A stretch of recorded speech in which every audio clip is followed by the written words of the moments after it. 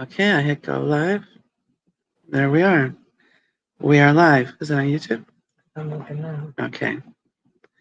Um, Hello, I'm Connecting Consciousness. My name is Athena. I'm the Ohio coordinator. And we're honored to have a fellow CC member, Robert Schwartz, who is an author and hypnotherapist, and he'll be presenting his work today. Hi, Robert. Thank you so much for joining us today. Well, thank you for having me, Athena. It's a pleasure and an honor to be here. Do you want to tell us how you came about this and how you figured it out and what life change happened for you to start this occupation? I'd be happy to. Let me ask you first, though, I only see you. Is it possible to see the people who are on the call? We should see in chat. Yeah. Okay, so here we are. Is that from YouTube? Mm-hmm. Okay. I don't know why. It says, yeah, there's more waiting, but I don't see them. It's not private.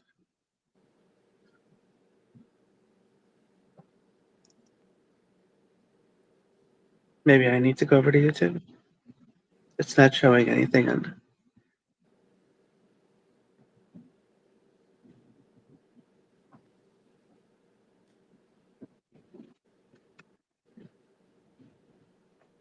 Okay.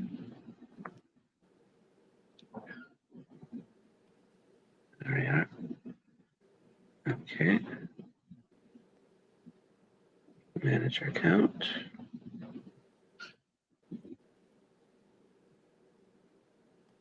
Okay, it has uploads. 18 subscribers. And it says to upload. Okay.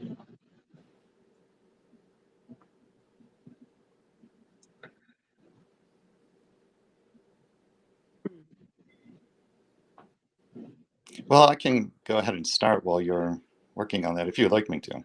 Yeah, yes, it does show that we do have subscribers and they're ready to join on the YouTube aspect of it. To create, I don't want to create. To queue. Yeah, it says live. Okay. Oh, here we are. The chat. Okay. The chat showing up. Mm-hmm.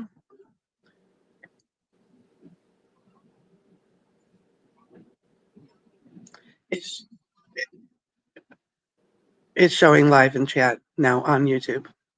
Okay. Well, I'll go ahead and start. I still don't see anybody, but that's okay. So thank you all for being here with us this evening. As you know, my name is Rob Schwartz. I'm the author of 3 books, Your Soul's Plan, Your Soul's Gift, and Your Soul's Love. The premise of which is that we ourselves plan our lives, including our biggest challenges, before we are born, before we come into body. And in the books, I tell the true stories of a number of different people. It's all case studies who planned very common life challenges, all the most common challenges we face here in the Earth School. And by working with some gifted mediums and channels, and also through the form of hypnosis I practice, which is called a between lives soul regression, I tell the stories of why they planned these challenges before they were born. So I apologize if there's a little motion in my screen. I'm doing the call on my phone. The website is yoursoulsplan.com. And if you go there, you can read large portions of all 3 books for free. Take a look at the sessions page to find out about the Between Lives Soul Regression and the events page to find out about the upcoming online workshops. So what I would like to do this evening is start by telling you a little bit about myself, my own spiritual journey, and how I came to write 3 books about this rather unusual subject. And then I'll share with you what I found in my research, the 5 main reasons why we ourselves planned our biggest challenges before we were born. And then I'll share with you one or two stories of pre-birth planning, make some concluding remarks, and then take some questions. So who am I and how did I come to write 3 books about this unusual subject? Well, for me, the path to writing the 3 books started in Chicago back in the year 2003. And at that time, I was actually self-employed as a marketing and communications consultant, basically doing different forms of corporate writing. I have a background that I think is atypical for the author of New Age books. I have an MBA. I was in the corporate world for a number of years. And so back in 2003, I was doing this corporate writing, which I found to be very, very unfulfilling. I used to say to people at the time that I had the feeling if I fell off the face of the earth, my clients would hardly even notice. They would just plug somebody else into that role and carry right along. But at the same time, I had this feeling that there was some kind of calling or purpose for my life, but I didn't know what it was, and I wasn't even sure how to figure out what it was. Now, it's important for you to understand that I come from a very conventional background. I grew up in a conventional suburb of Cleveland, Ohio. I come from a conventional family. They might not like that description, but I think we were. And I have a conventional education based on the scientific method. So back in 2003, when I was having what you could call an existential crisis about my life, my first attempts to resolve it were very conventional in nature. The first thing I did was just to go for career counseling. And I took a test that probably some of you are familiar with called the Myers-Briggs Inventory. Found out that I'm an INFJ personality type. And while that was interesting, it didn't tell me what to do with my life. So then I went to all my friends and family and I said, you know, I'm really unhappy doing this corporate work. I feel like I should be doing something else. What do you think I should do with my life? That, it turns out, is not a good question to ever ask another person. About half the people I asked literally shrugged their shoulders and said, I don't know. And the other half suggested that I do whatever they were doing for a living, which, as you can imagine, was really not tremendously helpful. So when that didn't shed any light on the matter, I thought, okay, I've got to think outside the box here. What can I do to figure out my soul's plan, so to speak? And this idea came to me, go see a psychic medium. Now, coming as I did from such a conventional background, mediumship is not part of that background. I wasn't even sure if I believed in mediumship, but nothing else was working. And I thought, why not? You know, I'll invest an hour of my time, a little bit of money, and if nothing comes out of it, there's no harm done. So I did this on May 7 of 2003. I had my first session ever with a psychic medium. The reason I remember that date is that this was the day on which my life changed. The medium said to me right out of the box at the beginning of the session, your spirit guides are here. And I said, what is a spirit guide? I'd actually never heard the term before. She said, well, a spirit guide is a highly evolved non-physical being with whom we plan our lives before we're born and who guides us after we get here. And then she said, your guides would like to talk to you. And she started to channel them. And right away, they said to me, you planned your life, including your biggest challenges, before you were born. And I'll tell you, I just shook my head and I said, why in the world would I have done that? And they said, well, you did this for purposes of spiritual growth. Now, coming as I did from such a conventional background, I probably would have dismissed all of this as some kind of delusion on my part, except that the guides then launched into this very lengthy and detailed discussion of my challenges and why I had planned them. And what was really compelling about this was that they knew what all of my challenges had been without me telling them anything about myself, nor had I told the medium anything about myself prior to the session. So, as you can imagine, if you're talking to beings who know literally everything about you without you telling them anything, that gives them a lot of credibility. So, when they launched into this idea of pre-birth planning, I was listening very, very closely. Now, I can't overstate to you the impact that this perspective had on me. In the days and weeks after the session with the medium, I thought about this constantly.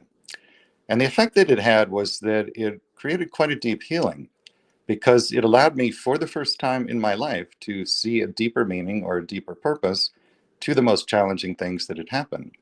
And then I thought, well, if this perspective can create this kind of healing for me, then surely it can create the similar kind of healing for other people. And that was when I first started to think about writing a book on the subject. Now, within a very short time of the session with the medium, I started for the first time in my life to have spiritual experiences of my own. And I don't have time this evening to share all of them with you, but I want to share one that to this day is still the single most profound spiritual experience I've ever had. And it had a big impact on the development of the books and the work I do now. Within just a few weeks of the session with the medium, I was home in my apartment in Evanston, Illinois, where I lived at the time. It was a weekday, middle of the afternoon, and I was doing this corporate writing, and I decided just to take a break and go for a walk.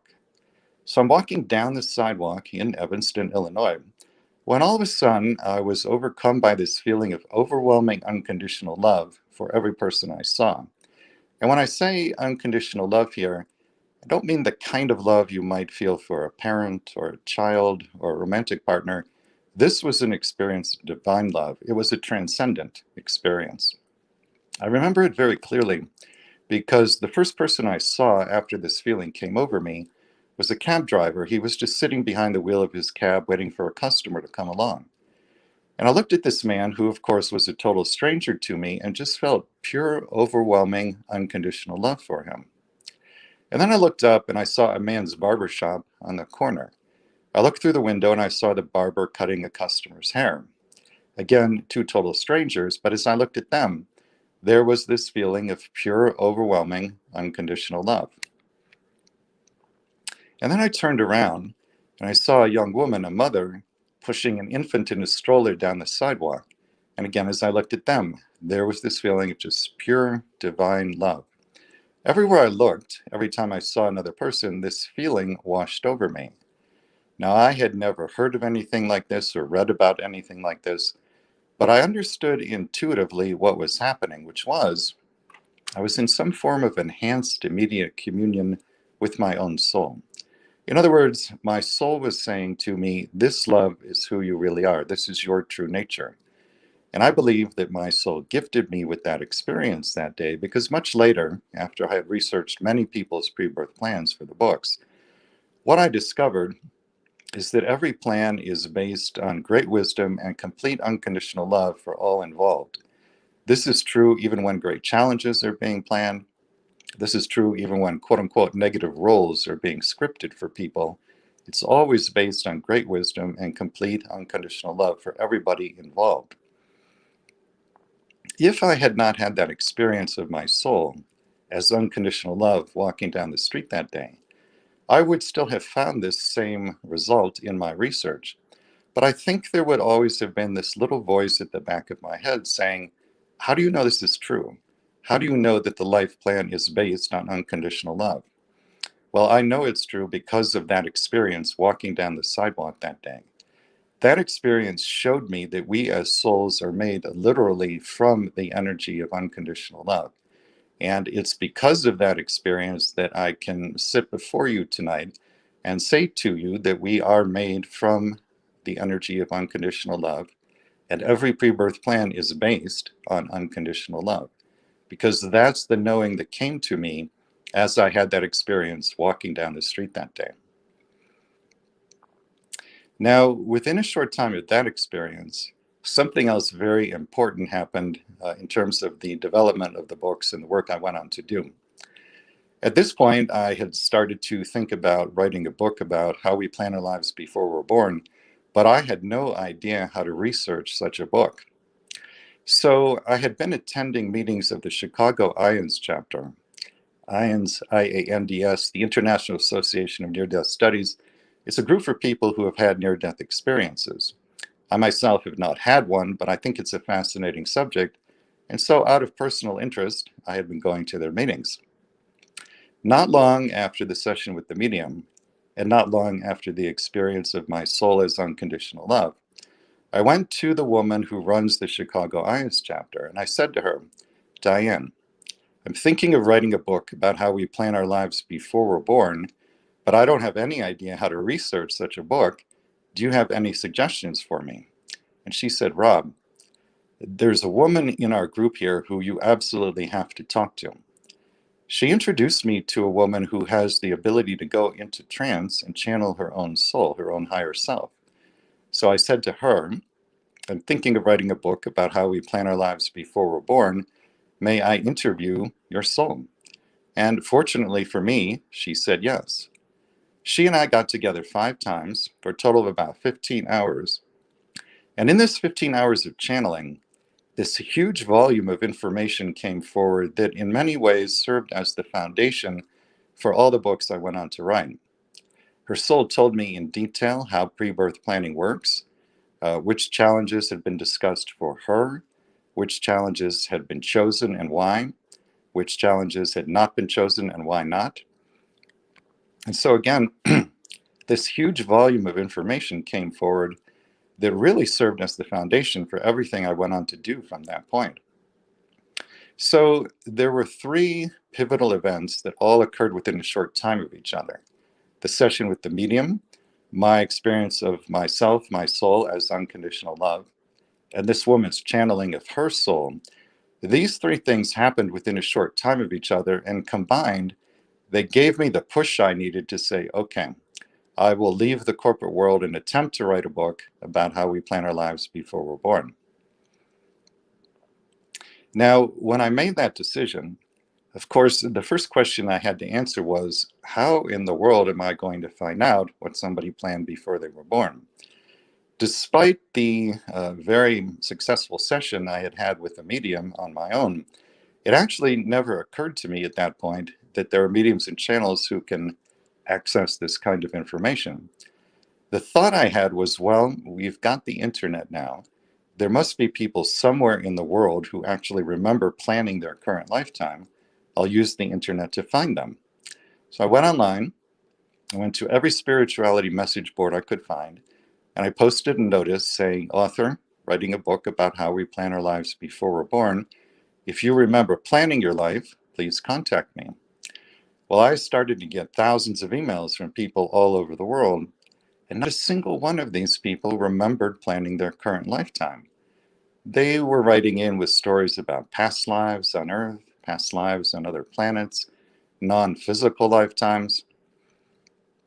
And these were fascinating stories. For example, there was a woman who recalled being an aquatic animal on what she referred to as the blue planet, which apparently was completely covered with water. But not a single one of thousands of people remembered planning their current lifetime. This went on for months. Finally, I began to despair of ever being able to write a book on this subject, and it was at that point I said a very important prayer. I said, Dear God, if you want me to write a book on this subject, I will do it, but I need a little help here.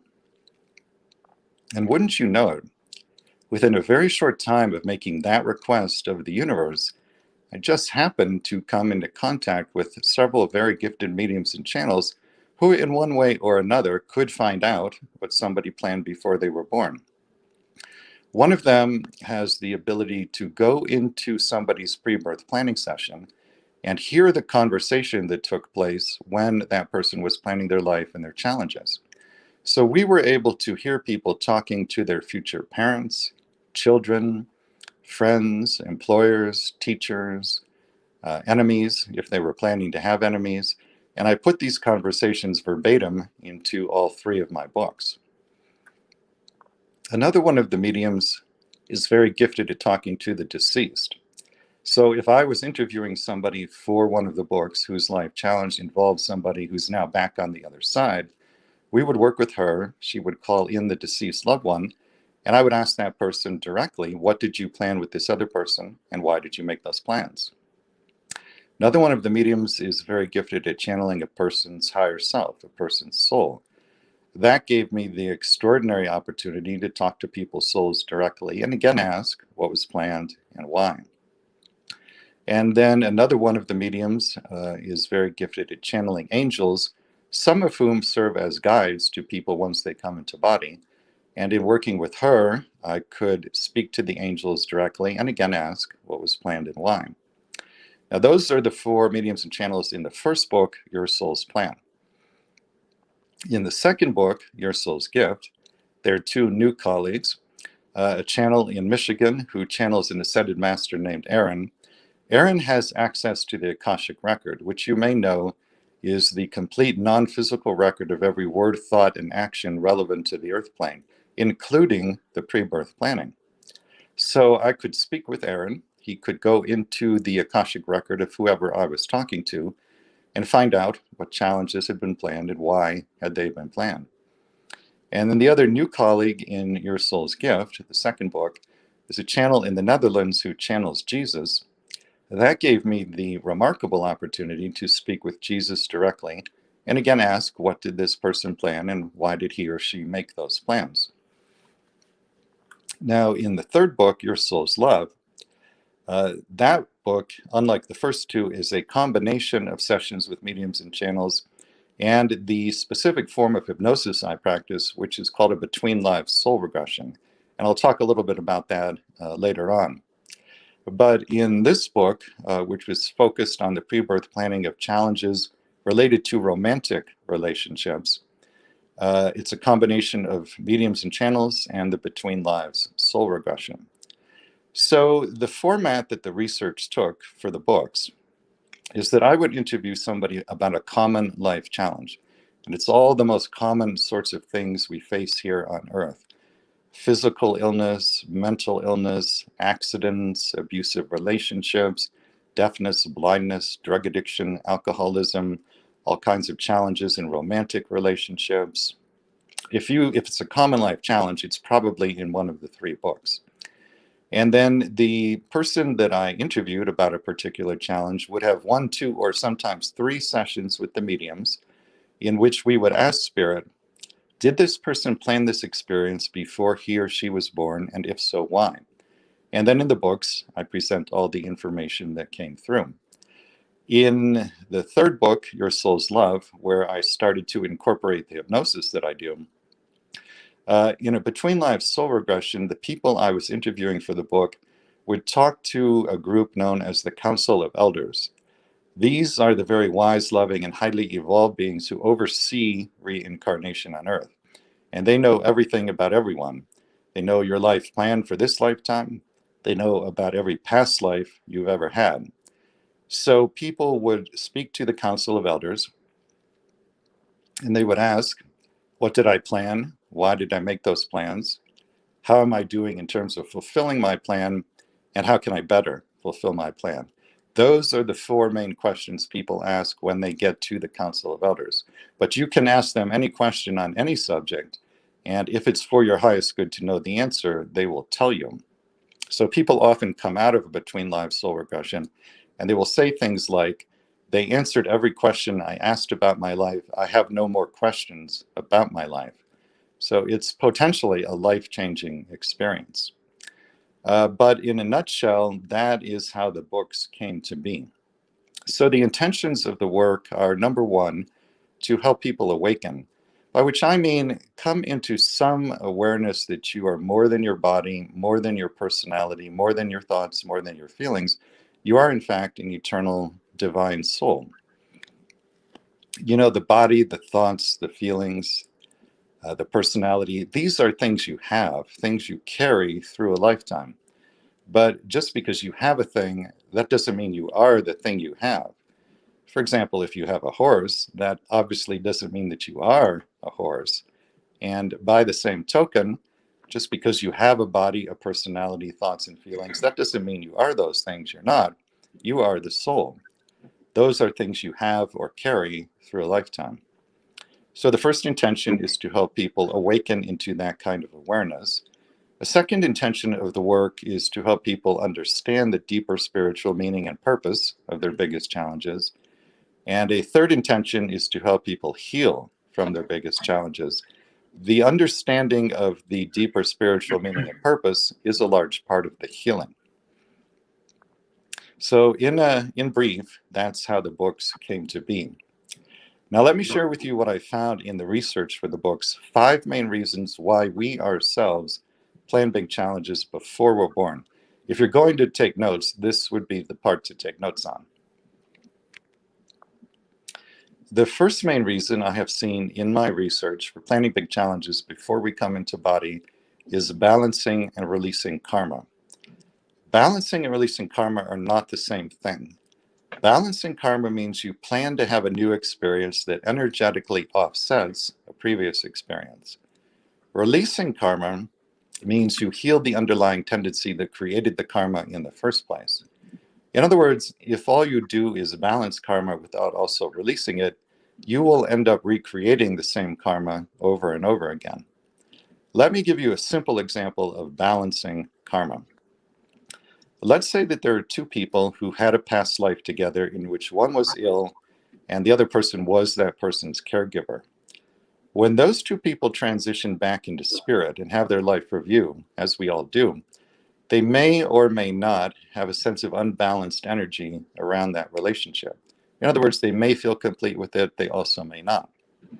If they feel complete with it, as I understand it, there is no karma. But if they feel incomplete with that relationship, the feeling of incompletion is the karma.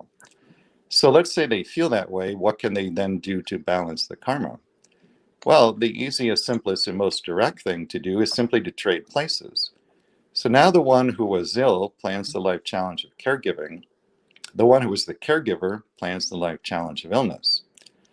What makes all of this so interesting and so challenging, I think, is that when those two souls get back into body, they won't remember the pre-birth plan just as the rest of us don't.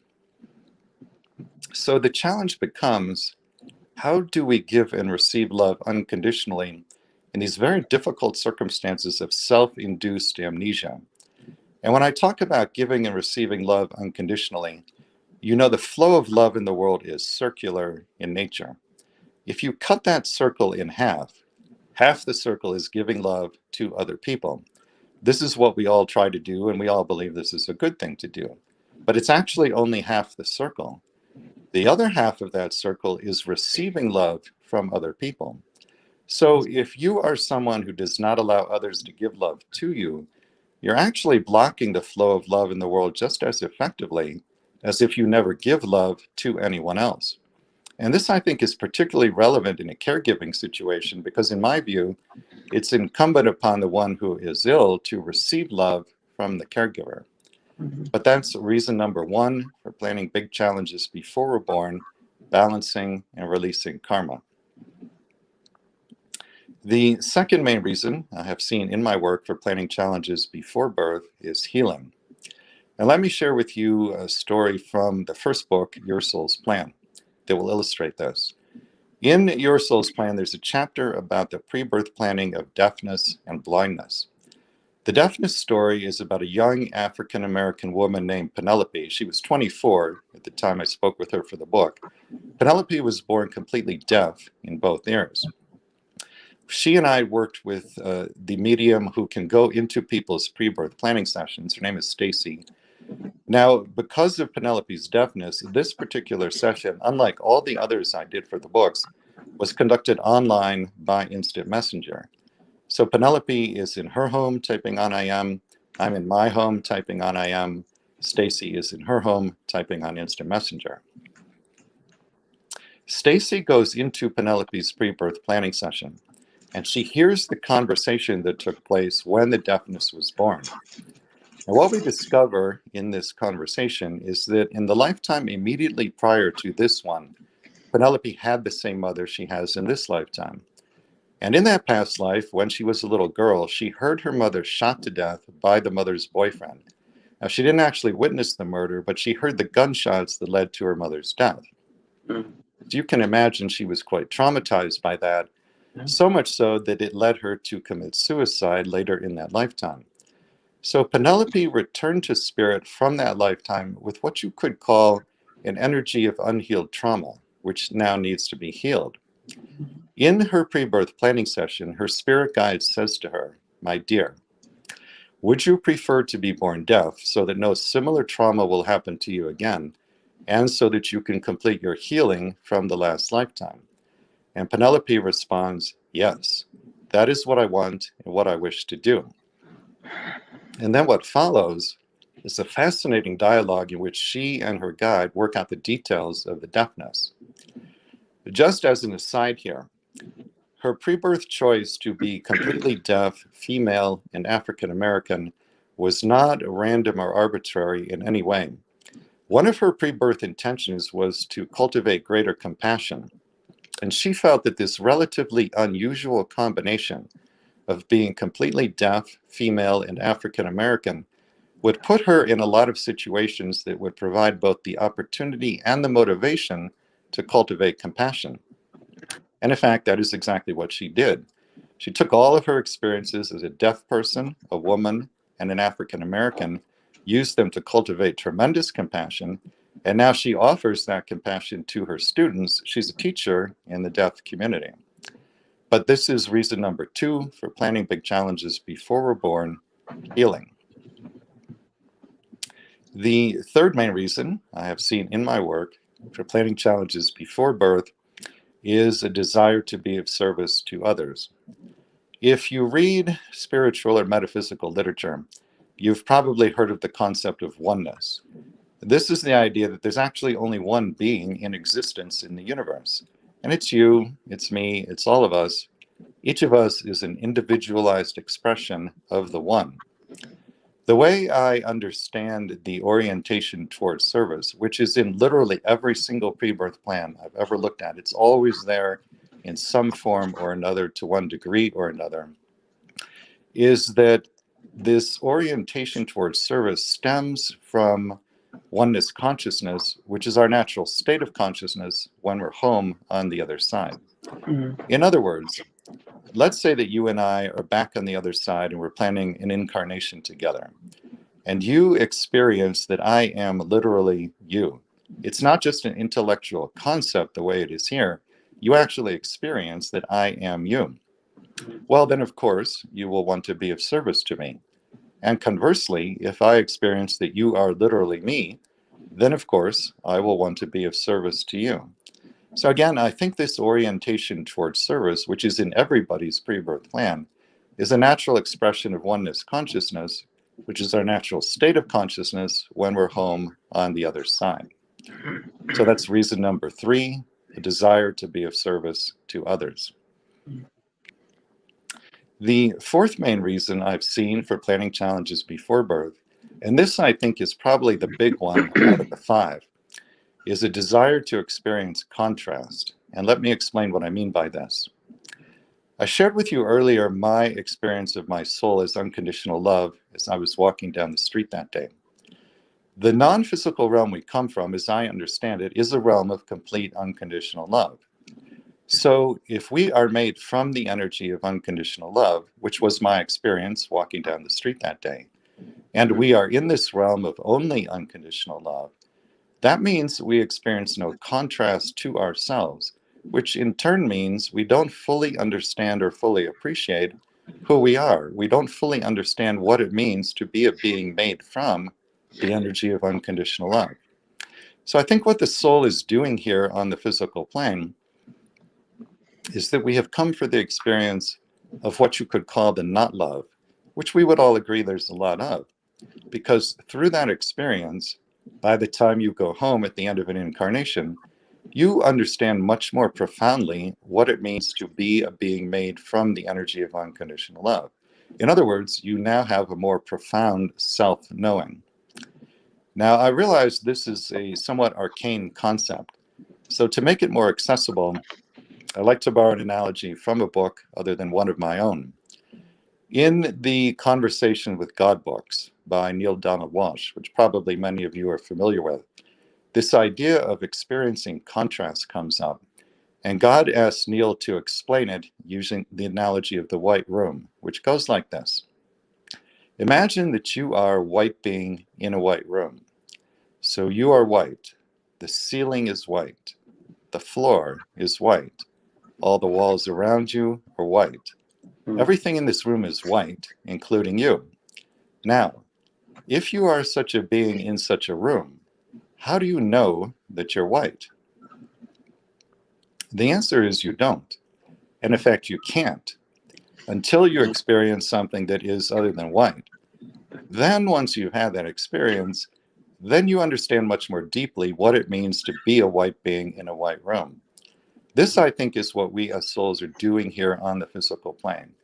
We are love. We are in this realm of only love. We therefore don't fully understand or appreciate who or what we are.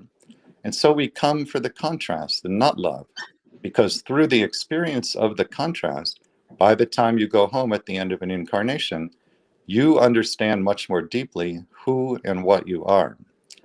So that's reason number 4 for planning big challenges before birth, a desire to experience contrast. The 5th and final reason for planning big challenges before we're born, strictly speaking, is a subset of number 2, healing, but it's so important, I like to break it out as a separate item of its own. And that is healing or correcting false beliefs or false feelings about the self. And let me explain how this one works. Almost everybody has had at least one past life, if not many, in which certain things happened that caused you to pick up a false belief or a false feeling about yourself. By false, I mean false from the perspective of your soul. 2 of the most common false beliefs or feelings about self are 1, that one is powerless, and 2, that one is unworthy or perhaps even worthless. If you feel or believe yourself to be powerless, unworthy, or worthless, to your soul that feels discordant. What do I mean by discordant? Well, imagine if you were to walk through an old abandoned house that's filled with spider webs. And you walk through a spider web and it clings to your face, it clings to your neck, it clings to your chest and shoulders. To you, this would feel, for lack of a better word, icky, and you would immediately try to brush or clear the cobweb away. Very roughly speaking, that's how it feels to your soul if you, the personality, a portion of your soul's energy in a physical body, pick up a false belief or a false feeling.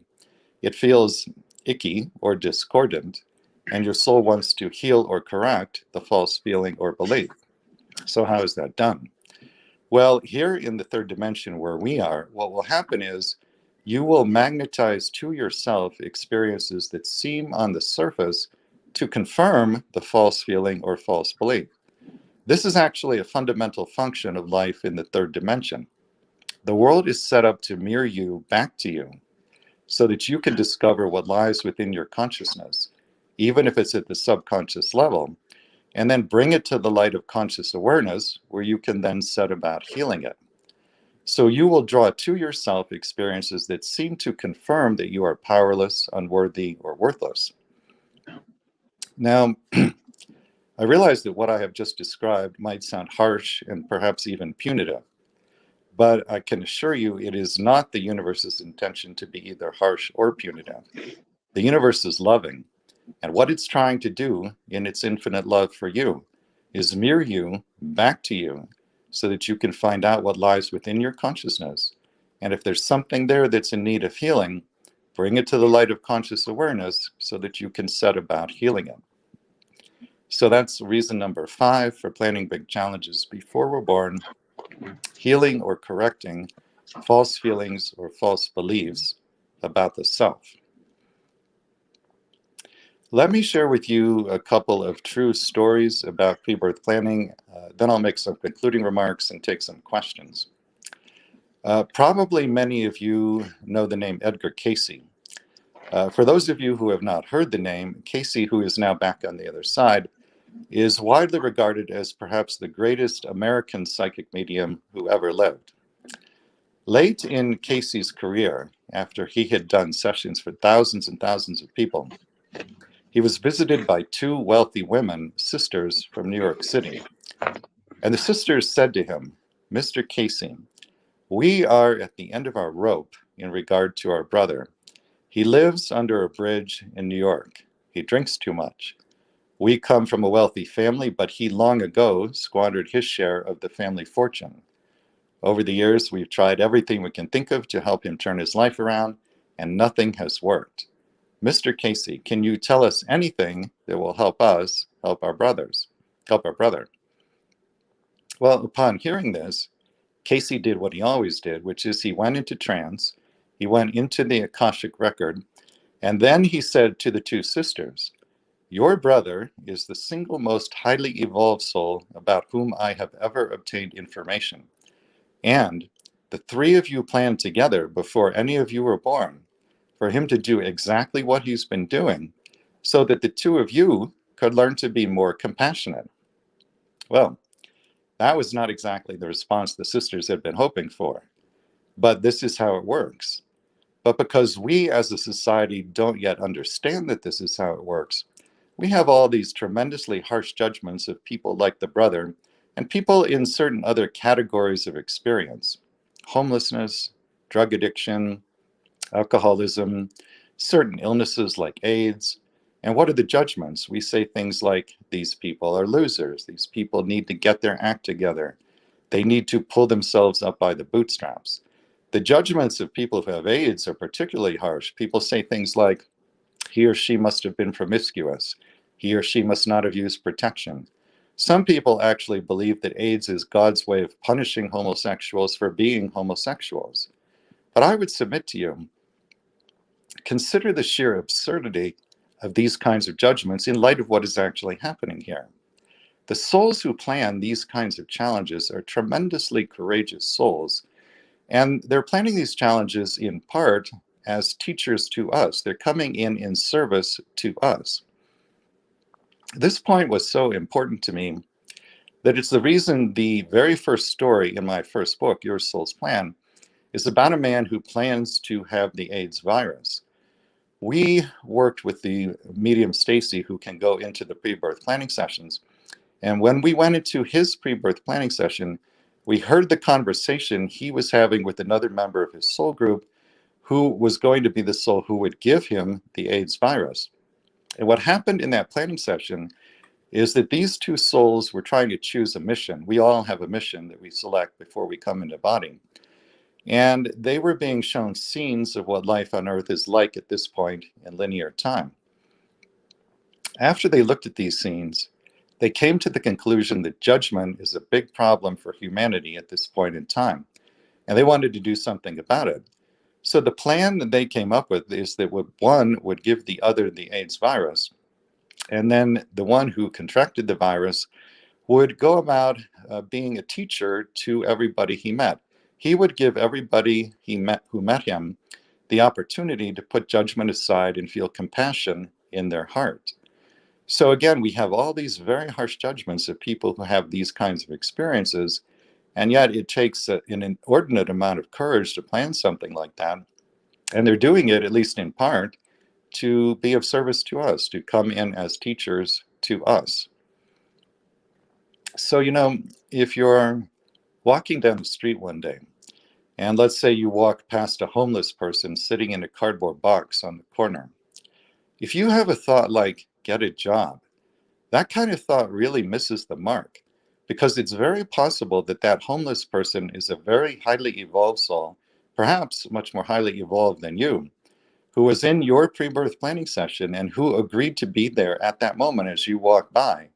And yes, the planning is sometimes that detailed, so that you could have the opportunity to put judgment aside and feel compassion in your heart. And yet, because we don't understand that this is what is going on, we have all these very harsh judgments of these kinds of people. Let me share with you one more true story of pre-birth planning, and then I'll say some concluding remarks and then take a few questions. In the first book, Your Soul's Plan, there's a chapter about the pre-birth planning of accidents, which are not really accidents. One of the two stories in that chapter is about a woman named Christina, who is now in her 60s. She shared with me the following true story that took place when she had been in her 20s. When she was in her 20s, she was employed as an administrative assistant at a college in California. And one of her daily duties in that job was to pick up her boss's mail. The mailboxes were located in the basement of the building in which Christina worked.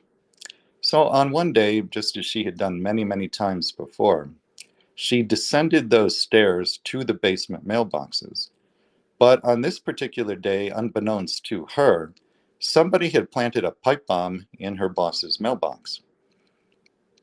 When she inserted her hand to retrieve the mail, the pipe bomb detonated.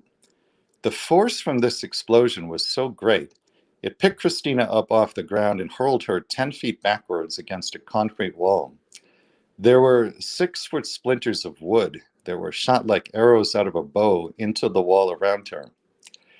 Two fingers were severed, both eardrums were ruptured, and flames from the explosion scorched her body from head to toe. When she got to the hospital, doctors actually had to hold magnets over her eyeballs to extract the shrapnel from the pipe. So we're talking here about a level of suffering that is almost unimaginable to you and me. Now, her recovery took 2 years and 10 reconstructive surgeries.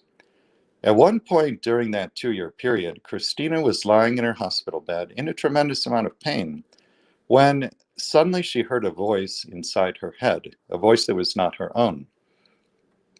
It turns out that the force from that explosion was so great that in addition to doing a lot of damage to her body, it opened up her psychic gifts. She had become clairaudient. And the voice she heard inside her head that day, as she lay in her hospital bed in so much pain, was one of her spirit guides. The guide said to her, "You planned this." And Christina said, "Why?" Not an unreasonable question, right? And then the guide told her, and here's what he said. He said, "You wanted, before you were born, to have a lifetime as a gifted healer.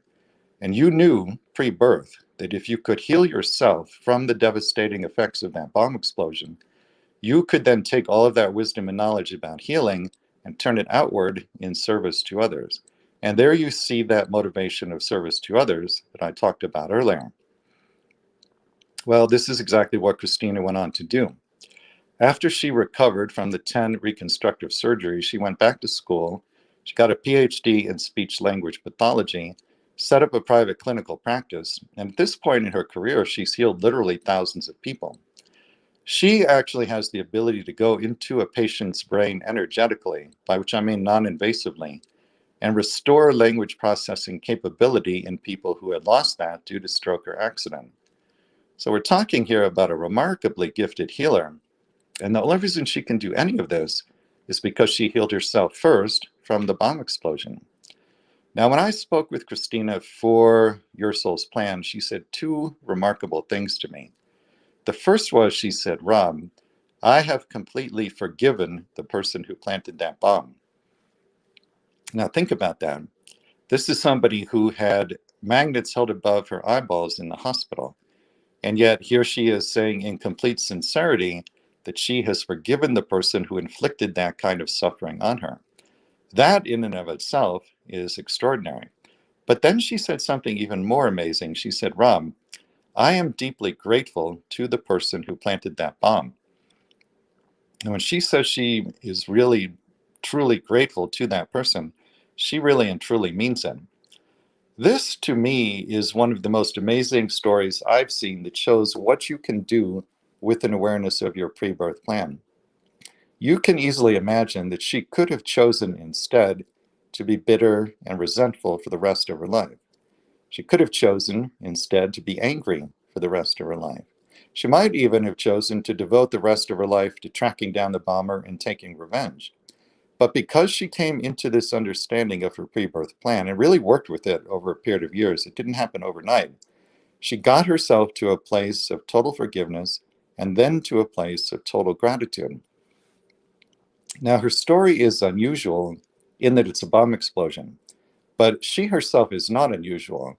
If she can do this after what she went through, then each one of you can work with an awareness of your pre-birth plan to do the same thing, to get to that place of total forgiveness and to that place of total gratitude. We can all work with an understanding of our pre-birth plan to get to forgiveness and to gratitude. Let me make a couple concluding remarks. Then I will talk about the Between Lives soul regression and then take some questions. Some of you might know, if you're familiar with my work, that originally my first book, which is now called Your Soul's Plan, was self-published under the title Courageous Souls. And then a publisher picked it up and they changed the title. The reason I titled the book Courageous Souls, it's not actually a reference to the soul, it's a reference to you and me and each person who's in body on earth. Because it takes a tremendous amount of courage to plan a lifetime on earth, and even more courage to execute the pre-birth plan once you get here. Now, I travel around a lot, giving a lot of talks and workshops. And when I say things like this, sometimes people say things like, well, Rob, how am I supposed to think of myself as courageous when I'm afraid so much of the time? There's so much fear in my life.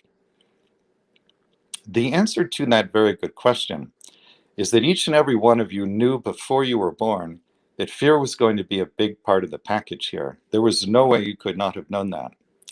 I would submit to you that only the courageous plan fear. I'll say it again. Only the courageous plan fear. So when you have that moment of wondering what the heck you're doing here, maybe even that moment of wishing you could leave and go back home, this is the moment to, and I mean literally do this, go to a mirror, look into your own eyes, and remind yourself of who you really and truly are. Say to yourself, I am a holy, eternal, courageous soul. I'm the brave soul who left a realm of love and light and peace and joy to come here to earth to experience great challenges so that I could balance and release karma, heal, be of service to others, experience contrast, and correct false feelings or false beliefs about myself. Because in my view, that's who each and every one of you really and truly is. So that is my story, and I'm sticking to it. Thank you for being here tonight. Again, the website is yoursoulsplan.com. Please sign up for the newsletter if you go to the website. The newsletter contains some very good channelings that my wife does that are just filled with love and healing and wisdom. Let me briefly tell you about the Between Lives soul regression, and then I'll take some questions. The Between Lives soul regression, that is another term for something that is sometimes called an LBL, or life between lives regression. Briefly, the field of life between lives regression started in the 1990s when a hypnotist named Michael Newton, who probably some of you know of, and who has written a number of very good books, including Journey of Souls and Destiny of Souls, that I recommend to all of you. He, as I understand it, was using hypnosis for fairly conventional purposes, when one day he had a client who spontaneously, without any assistance or prompting from Newton, went home. He crossed back over to the other side. And he started to describe to Newton in remarkable detail everything about our lives on the other side. He talked about the homes we create for ourselves, the games we play, the classes we take, everything about our lives on the other side. Well, Newton realized he was on to a major discovery. He shifted gears professionally, and he founded the field of what he called life between lives, or LBL regression. I call it a between lives soul regression, but it's the same thing. So what is the point in doing a between lives soul regression? It's a very powerful way to find out what you planned before you were born. Just to give you an overview of the process, we start with some preliminary steps to help you relax physically and then mentally, and then I guide you into a past life. It's almost always a past life that had a big impact on the plan for your current lifetime. You experience several scenes in the past life, the last of which is the death scene. The portion of your consciousness that is having the experience leaves the body in the death scene in the past life and crosses over to the other side, which I realize might sound a little bit ominous, but there's actually nothing to it. It's very safe, easy, natural, and gentle. Probably all of you have done it hundreds, if not thousands of times already. When you get back to the other side, most likely you will be greeted by a spirit guide. You'll talk with whoever greets you about why you were shown the past life and what's important for you to know about it. And then you will ask your guide to take you to the Council of Elders, who again are the wise and loving beings who oversee the cycle of reincarnation on Earth. And when you get in front of the council, I will use an intake form that you have filled out ahead of time to prompt you to answer all the questions you have put in the intake form. And hopefully by the time the session is over, you will have an answer to every question you have asked. People comment frequently on the unconditional love they feel radiating from the council. They also comment on how the council is completely non-judgmental. So they will often say things like, I could tell that the council knew literally everything about me, including all the bad things I've done in my life, and yet they loved me completely and unconditionally anyway. So for most people, that's the first time they've experienced that kind of unconditional love since coming into body. And so it's a homecoming in a very significant way. If you go to yoursoulsplan.com, click on sessions in the main menu, scroll about halfway down, you can actually watch a video of a between lives soul regression. That would be the best way to get a sense of what it's all about. The main questions people ask are, what did I plan? Why did I make those plans? How can I fulfill my plan? And well, those are the main questions. So that's a little bit about the between lives soul regression. What questions do you have for me? Well, just as we plan our life, do we also plan our exit? My understanding is that everybody plans several potential exit points. And when you would take an exit point, primarily under one of two sets of circumstances, either you have completed everything you plan to do in this lifetime, in which case it's time to go home, or for some reason your soul has concluded you will not be able to do what you plan to do in this lifetime, in which case the soul is not interested in wasting energy. From the soul's perspective, it's time to start a new incarnation where you will be able to complete those pre-birth intentions. Very interesting. We have a question from Cheryl Bing. Please give examples of how people have healed pre-birth challenge of false beliefs of powerlessness, unworthiness, and worthlessness after drawing these experiences to them and how their life was changed. The way you heal those false beliefs, and really any false belief, is by understanding the causal chain or the causal sequence. What do I mean by that? The causal chain is that beliefs create thoughts, thoughts generate feelings, and feelings generate actions. So if you want to know what your false beliefs are, look at that causal chain. Start at the level of thought and work one step backward. How would you do that? Well, you'd have to select a thought to work with. You would want it to be something that is not a mundane thought. So, for example, the thought, I need to put gas in my car. That's a mundane thought. Examining the belief behind that thought is probably not going to tell you anything very interesting. But a good thought to work with would be something like a judgment, either of yourself or somebody else. Mhm. So let's say, for example, you're walking down the street and you see somebody who is dressed in a way that you think is very unsightly. And you have a thought like, ooh, somebody should call the fashion police. Stop and examine that thought. Say to yourself, okay, I've just had a judgment about the way this person is dressed. What belief must be underlying and generating that thought, that judgment? Well, obviously, you must have a belief that certain forms of dress are appropriate and good looking, and other forms of dress are inappropriate and not so good looking. Then you ask yourself, is that belief true? Well, no, clearly it's not true. It's the result of your conditioning. You might just as easily have been conditioned to believe the opposite, that the person you're seeing looks great and somebody who's dressed conventionally looks awful. So when you see that your belief is false and the result of underlying conditioning, then your thoughts start to change, and then your feelings change, and then your actions change. So it works the same way with false beliefs about powerlessness, unworthiness, or feelings of worthlessness. You work backwards in the causal chain and examine the belief that generated the thought, that generated the feeling, that generated the action. This is something you can talk to the Council of Elders about in a between lives soul regression, and they can help you work through it.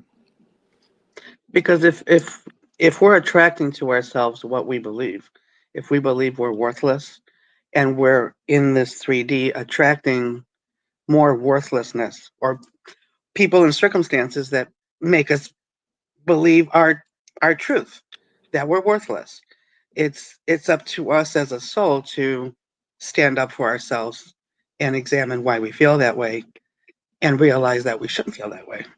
That's Right. exactly right. And you know what Okay. was interesting when I did the research for my books, a number of the people that I interviewed, and I had never heard this expression until I started interviewing people for the books, they would say to me, the universe hit me over the head with the cosmic 2x4. And what they meant by that is that the same kind of challenge kept coming back around, and usually in increasingly intense form every time. Mhm. So if you notice that kind of pattern in your life where the same kind of challenge keeps recurring, and particularly if it becomes increasingly intense each time it comes back, Yeah. that is your soul really trying to get your attention about something.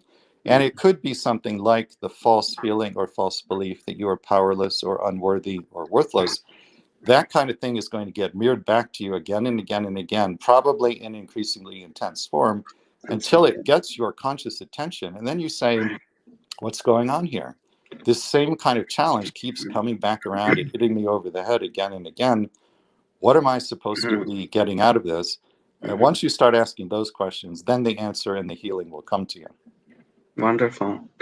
I've heard you mention on a past talk about a collective experiences. For example, World War II. They contracted to come in, who to be the victim, who to be the charge, so on and so forth. That was their contract. I don't understand the part about when the collective goes through that experience, how it raises Earth's vibration. Is the only thing I can think of is because they're completing their contract. That's what's elevating Earth's consciousness also? Or is it because it was a collective? It's not necessarily the completing of the contract. It's what happens as you complete the contract. And specifically, do you become more loving, more kind, more compassionate? That's basically what those experiences are trying to generate.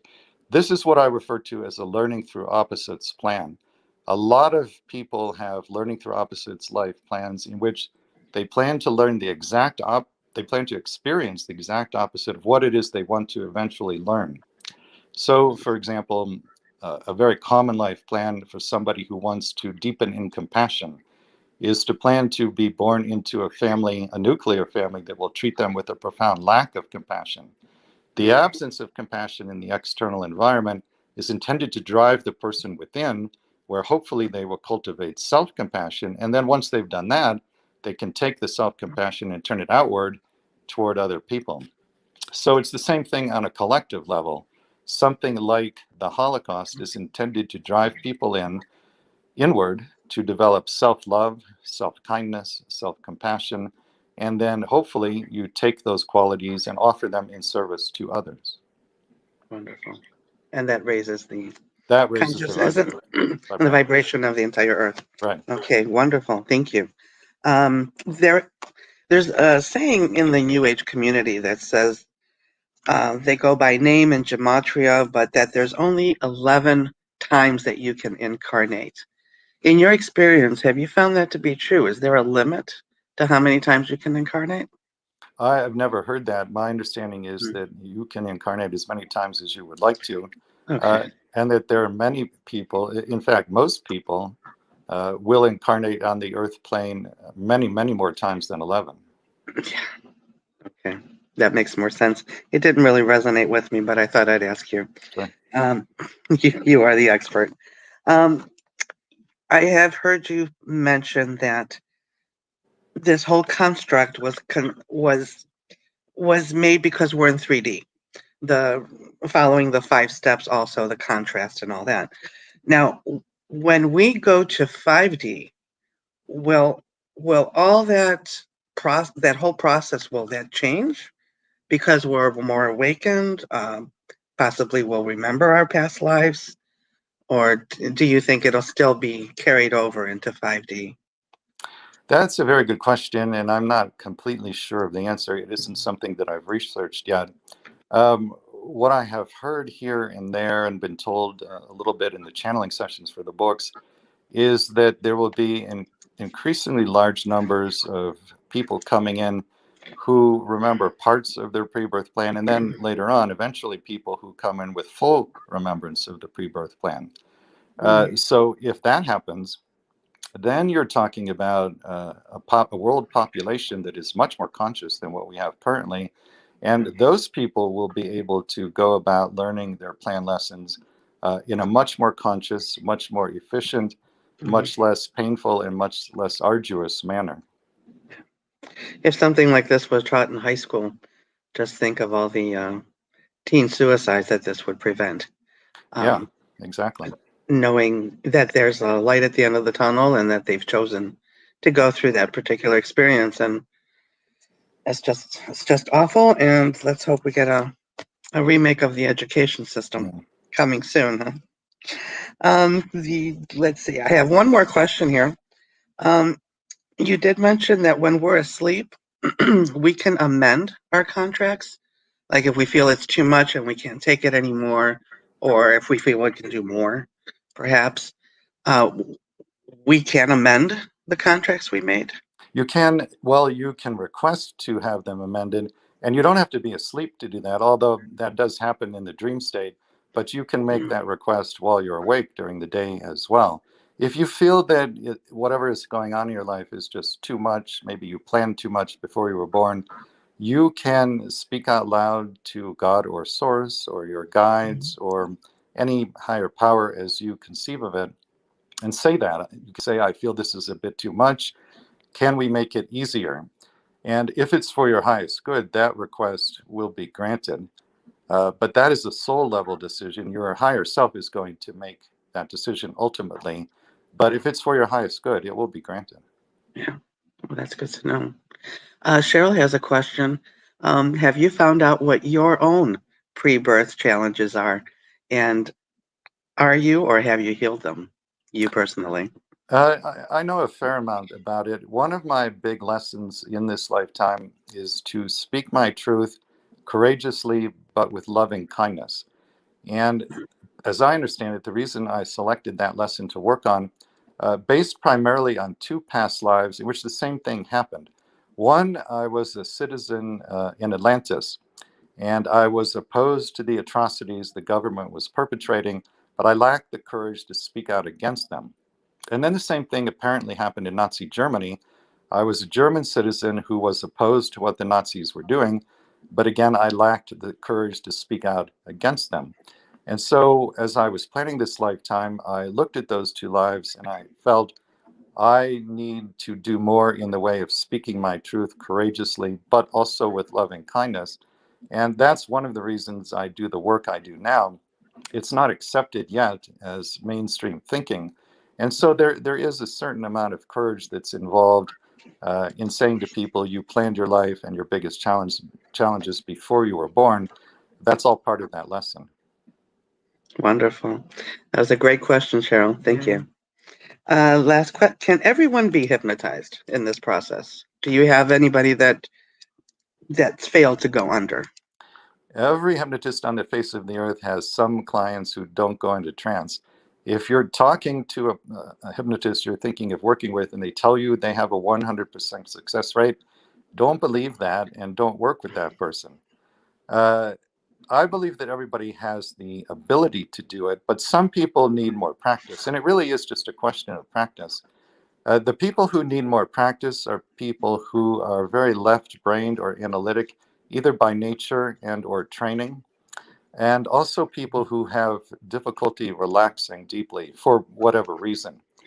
And this is why before I do a workshop or before a client has a private session, I send everybody a recording I made of a guided meditation. And I tell them, listen to this guided meditation at least 10 times, practice at least 10 times, relaxing to the sound of my voice.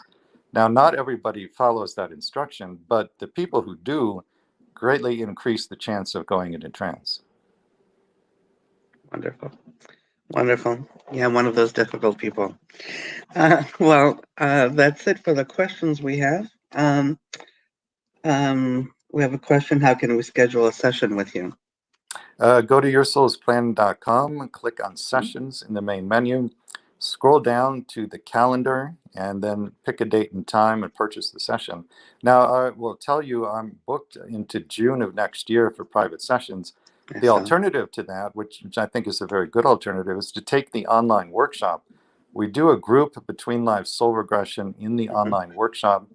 And some people, I think, actually are better suited to doing it in a group, because in a private session, I ask you, what is the council saying? And you're under a certain amount of pressure to come up with some kind of an answer.